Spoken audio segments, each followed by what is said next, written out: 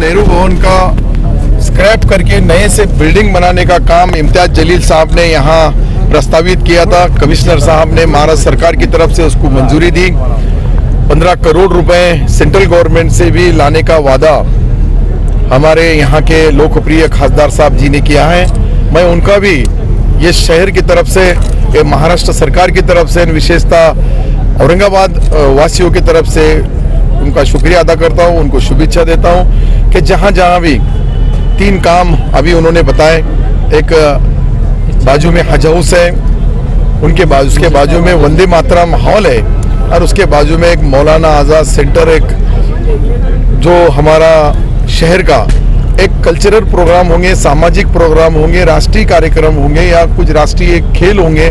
इन सब का जो कार्यक्रम होता है, बख्शिश वितरण का हो या और कोई भी कार्यक्रम लेने के लिए, सामाजिक कार्यक्रम, समाज के परिवर्तन के कार्यक्रम लेने के लिए वो काम आता है। उसकी दुरुस्ती के लिए उसके साथ अम्बेडकर भवन जो यहाँ बना है, अम्बेडकर भवन की भी दुरुस्ती करना है। ये सारे काम की जिम्मेदारी महाराष्ट्र सरकार की तरफ से, मैं मंत्री इस नाते से बोलता हूँ कि जो उन्होंने मांगनी की है उसको पैसा दिया जाएगा। तरक्की के लिए जो भी वो कोशिश करते हैं, वो चाहे लोकसभा के माध्यम से हो या महाराष्ट्र सरकार की तरफ से हो या केंद्र सरकार के और कई खातों की योजनाओं में, उन्होंने यहाँ जो ये हमारी बचपने की, तो हमारी भी बचपने की यादें इस इमारत के संग, इस खंडर के संग जुड़ी हुई है, लेकिन इसको अच्छा बनाने का काम 1.25 एकड़ जमीन है। सामाजिक कार्यक्रमों का जो एक्स कॉरपोरेटर, जो यहाँ के गठनेता MIM के, उन्होंने भी अच्छी कोशिश की है। मैं उनका सबका तहे दिल से शुक्रिया अदा करता हूँ। और फिर से एक बार इस तरह से जो हमारे काम इस शहर के विकास के रहे हुए हैं, उसके लिए लोकप्रिय मुख्यमंत्री आदरणीय उद्धव जी ठाकरे साहब ने जब भी औरंगाबाद को पैसे की कमी हुई है, मुझे लगता है कि ये 2 साल में जितनी योजनाएं, जितना पैसा औरंगाबाद शहर को मंजूर हुआ, इससे पहले कोई सरकार ने, कोई मुख्यमंत्री जी ने दिया नहीं। वो चाहे MIM के भी खासदार होंगे या मैं आज शिवसेना का मंत्री भी होगा, लेकिन आदरणीय उद्धव जी ने इस शहर से जो प्यार मोहब्बत की है, आदरणीय अजीत दादा ने की है, उसके साथ ही बाला साहब थोरात होंगे, अशोक राव जी चौहान साहब होंगे, इन सब का। और आज जो इन्होंने यहाँ बताया हमारे खासदार साहब ने कि यहाँ के ये दोनों प्रोजेक्ट अभी अनकरीब मार्च के बजट के पहले ही इनको पैसा दिया जाएगा, ताकि इस शहर में खजूर का हिस्सा यानी विकास के माध्यम से हमारा भी हो। मैं भी इस जिले का रहने वाला हूँ, सिल्लोड का रहने वाला हूँ, और औरंगाबाद मराठवाड़े की राजधानी है। महाराष्ट्र के जो भी अच्छे शहर, जो भी विकसित शहर, जो भी तरक्की याफ्ता शहर, जो भी छोटे छोटे काम क्यों नहीं होंगे, वहाँ हम मदद करने का काम करेंगे। यही मैंने आज इम्तियाज जलील साहब को बताया। कमिश्नर का मैं तहे दिल से शुक्रिया अदा करता हूँ कि आस्तिक कुमार जी पांडे साहब ने एक अच्छा प्रोग्राम, मांगनी किसने किया उसके बजाय कौन कर रहा है, ये बहुत बड़ी बात है। इम्तियाज जलील साहब ने जो ये अच्छा प्रस्ताव रखा, सरकार ने इसको मंजूरी दी। मैं महापालिका का और महाराष्ट्र सरकार का तहे दिल से शुक्रिया अदा करता हूँ। इमारत है नेहरू भवन, यहाँ पर न जाने कितने ऐसे कार्यक्रम हुए होंगे, लेकिन कुछ वर्षों से ये एक खंडर हो गई थी ये इमारत। हमने औरंगाबाद शहर के अंदर संत एकनाथ रंग मंदिर हो या सिडको नाट्यगृह हो, ये दोनों को बहुत अच्छे तरीके से डेवलप किया है महानगर पालिका के स्मार्ट सिटी के प्रोजेक्ट के तहत। लेकिन ये नेहरू भवन को पूरी तरह से गिराया जाएगा और गिरा के एक नई इमारत बनाई जाएगी। 18 महीने का ये प्रोजेक्ट है और इसके अंदर जो अभी फिलहाल जो सीटिंग कैपेसिटी है उससे ज़्यादा की सीटिंग कैपेसिटी रहेगी। यहाँ पर बहुत सारे शॉप्स निकाले जाएंगे जो ऑक्शन के ज़रिए दिए जाएंगे, जो ज़्यादा बोली लगाएगा उसको वो शॉप दी जाएगी। टोटली ऑनलाइन प्रोसेस रहेगा। ऑफिसेस के लिए बहुत सारी जगहें यहाँ पर रहेगी। तो ये प्रोजेक्ट हमारी उम्मीद है कि जो 18 महीने का जो समय इसके लिए दिया गया है, उन 18 महीनों के अंदर ये प्रोजेक्ट को पूरा करें। और मैं इसके लिए औरंगाबाद के एडमिनिस्ट्रेटर म्यूनसिपल कॉरपोरेशन के आस्तिक कुमार पांडे जी हो, हमारे हरदिल अजीज़ अब्दुल सत्तार साहब जो मंत्री है महाराष्ट्र सरकार के, उनका तहे दिल से शुक्रिया अदा करता हूं। तमाम राजनीतिक पार्टी के लोग जिन्होंने इस शहर के ज़िले के विकास के अंदर अपना हाथ बटाया है, उन सभी लोगों का तहे दिल से शुक्रिया अदा करता हूं। और जैसा सत्तार साहब ने बताया है कि औरंगाबाद के कुछ जो प्रोजेक्ट्स हैं जो कई सालों से चल रहे हैं, लेकिन महज छोटे मोटे फंडिंग की वजह से वो कंप्लीट नहीं हो पा रहे हैं। जैसा हज हाउस का एक उदाहरण ले ले, वंदे मातरम हॉल ले ले, या हमारे पास मौलाना आज़ाद रिसर्च सेंटर हो या अंबेडकर रिसर्च सेंटर हो, तो ये दोनों तीनों चारों प्रोजेक्ट्स जो है उसके लिए सत्तार साहब ने आश्वासन दिया है कि वो राज्य सरकार की तरफ से इसको फंड मुहैया करवाएंगे।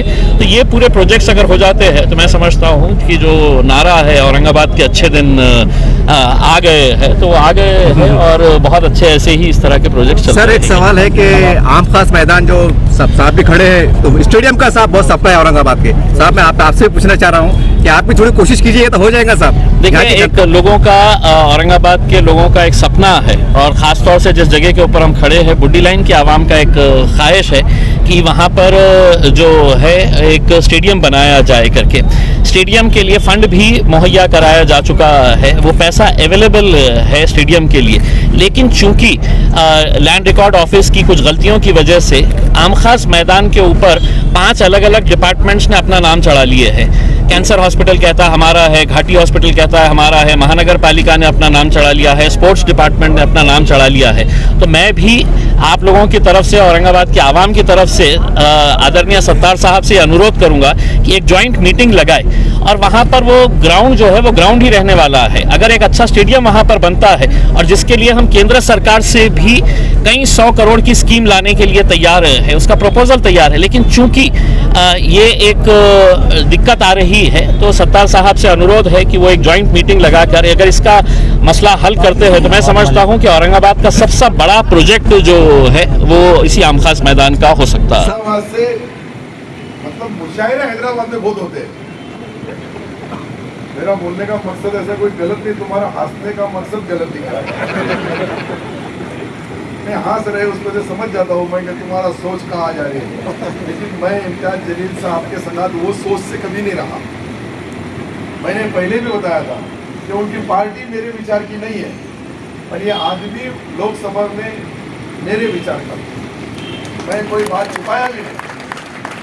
राजकारण में जो किए उसको बोलना चाहिए, करे, जो नहीं किए नहीं किए।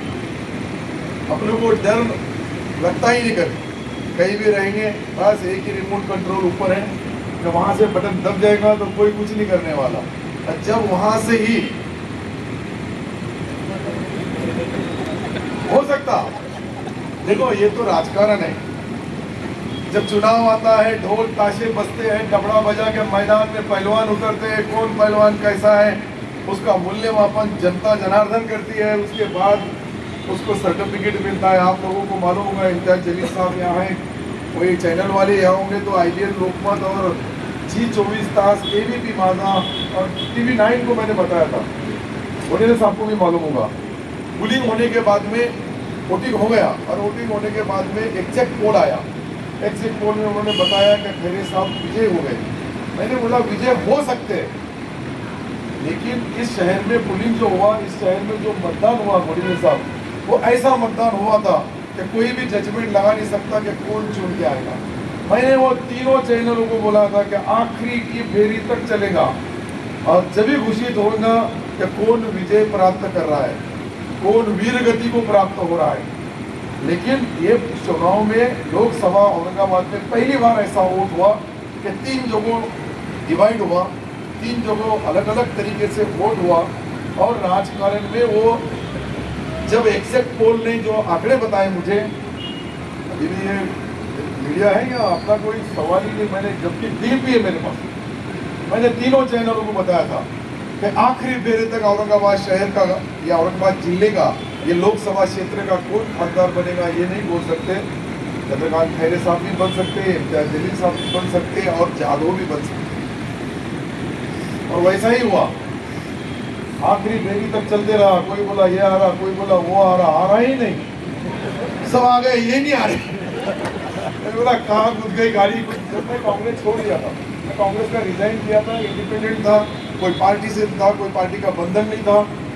जो भी निर्णय लेना है, जो भी फैसला लेना है, जैसा अभी अस्तिक कुमार जी लेते हैं वैसा ही था। नेता भी मैं, कार्यकर्ता भी मैं, ऑर्डर देने वाला भी मैं, स्वयं घोषित लीडर बन गया था उस दिन में। कोई पार्टी में नहीं, किसका बंधन नहीं, किसी का कुछ बोलना नहीं। तो जब सोचा था मैंने सिर्फ एक ही बात बताया था लोगों को, अस्तिक कुमार जी, ये कोई राजकीय स्टेज नहीं है, लेकिन वो गुजरी भी बात बता रहा हूँ, हुई भी बात। मैं बोला दो भाई एक हो सकते हैं, सुभाष झामर साहब और राजन बाबूजी। तो इम्तियाज जलील ने साहब का मेरा बंधारा काटा है। उतने में से लोग समझ गए कि मैं क्या बोल रहा हूँ। यहाँ के लोग भी बहुत होशियार है, कि जो बैठते यहाँ देखते वो होते ना, कोणाच्या पोटात काय, त्याच्या होटात काय आणि बटन दाबणाऱ्या पोटात काय। 3 अलग अलग तरीके रहते। पेट में की बात समझ में आती नहीं, मुंह में की बात समझ में आती है, इसका विजय असो उसका आगे बोलो हम तुम्हारे पीछे। और जब वहां जाके टू करता है तो ठीक है, मैं आज बहुत दिनों के बाद इस बस्ती में, इस शहर में और शहर के नेहरू भवन के लिए मैं फिर से एक बार अस्ति कुमार जी पांडे साहब को तहे दिल से उनका शुक्रिया अदा करूंगा कि उन्होंने एक अच्छा काम, ये बस्ती कौन सी है, कौन से लोग इसका इस्तेमाल करने वाले हैं, उससे के बजाय ये ज़रूरत थी इस एरिया की, इस शहर के सारा 1 एकड़ कुछ गुंडे का, मुझे लगता है 1 एकड़ कुछ तो भी है ये एरिया, 1.25 एकड़ का एरिया और हार्ट ऑफ सिटी शहर के अच्छे काम में आएगा। यहाँ अच्छा माहौल बनेगा।